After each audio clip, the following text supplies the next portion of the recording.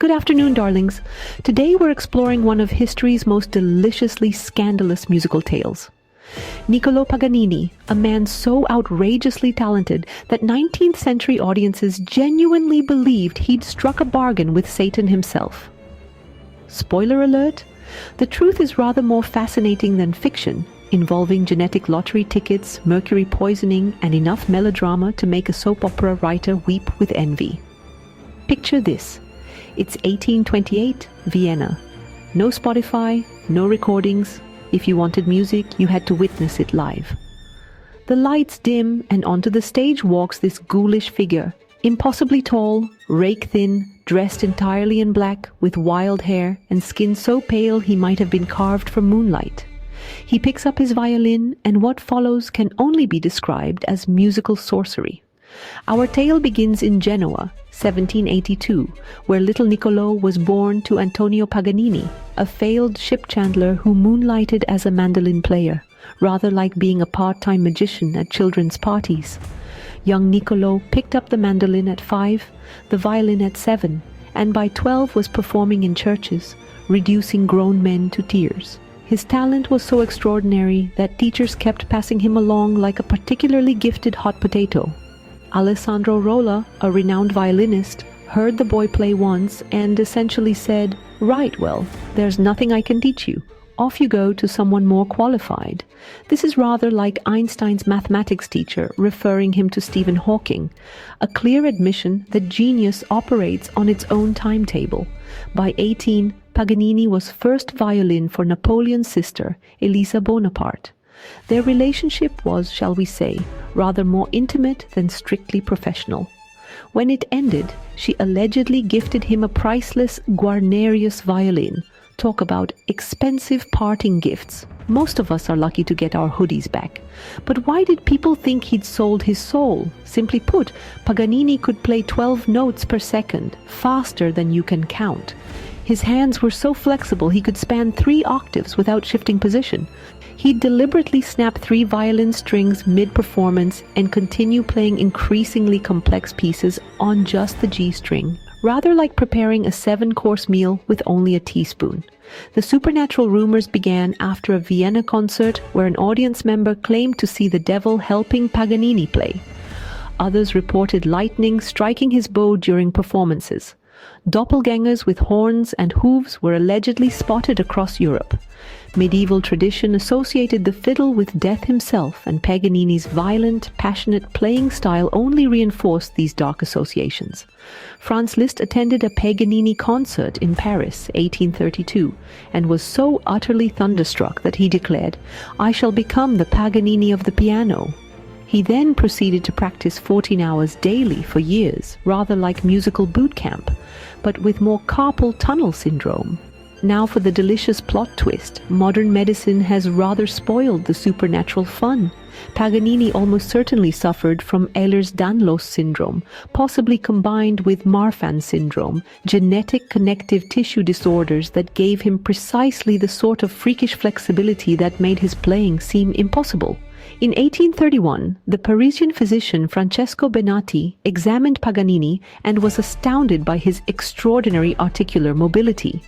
The man's thumb could bend back to touch his wrist, rather like being a human accordion. What audiences mistook for dark magic was actually a genetic lottery ticket, albeit one that came with rather unpleasant side effects.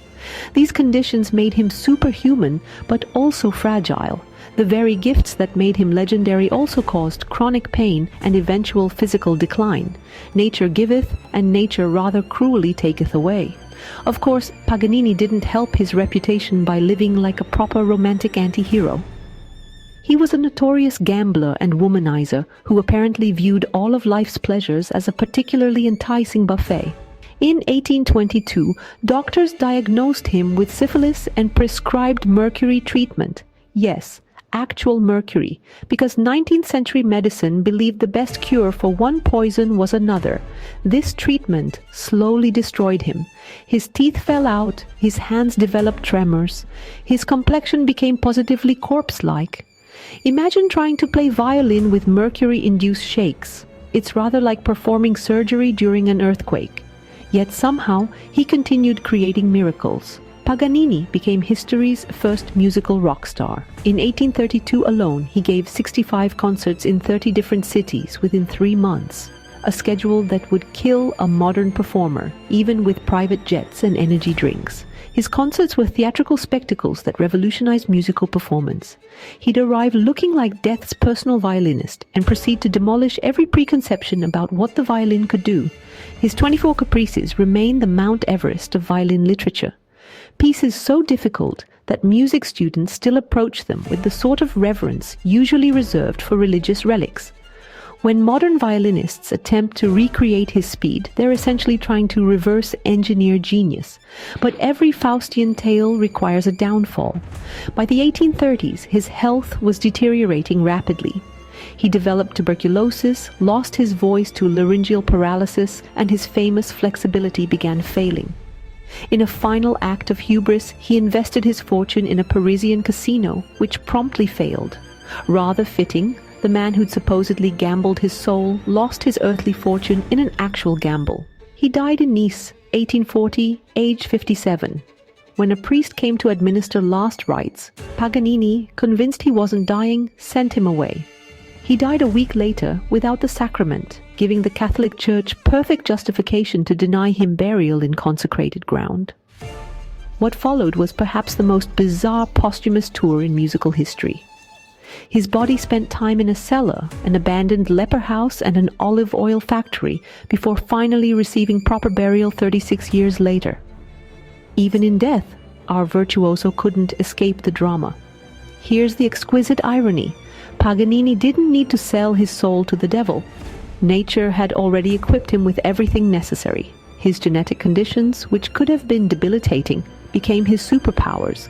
His controversial lifestyle, which could have destroyed him, became part of his legend. The real magic wasn't supernatural. It was the alchemy of genetic advantage, passionate dedication, and sheer bloody-minded refusal to accept limitations. In an age of digital perfection and auto-tuned mediocrity, there's something utterly romantic about a time when one person, with just a wooden instrument and 4 strings, could create art so transcendent that audiences believed it otherworldly. Paganini's legacy isn't the myths or the gossip. It's proof that human beings are capable of absolutely extraordinary things when natural gifts meet unwavering passion. Every violinist who tackles his caprices, every musician who pushes boundaries, every artist who refuses to be ordinary, they're all channeling something of Paganini's spirit. So the next time you're tempted to settle for mediocrity, remember our devil's violinist. Remember that somewhere in history lived a man who loved his craft so intensely that people thought it supernatural. Channel your inner Paganini. Find your passion, practice until excellence becomes inevitable, and create something so beautiful the world has no choice but to believe in magic. Because sometimes, when you're passionate enough about something, when you dedicate yourself completely to your craft, you don't need to make a deal with the devil. You become rather magical all on your own. And that, my dears, is a story worth telling. Cheerio.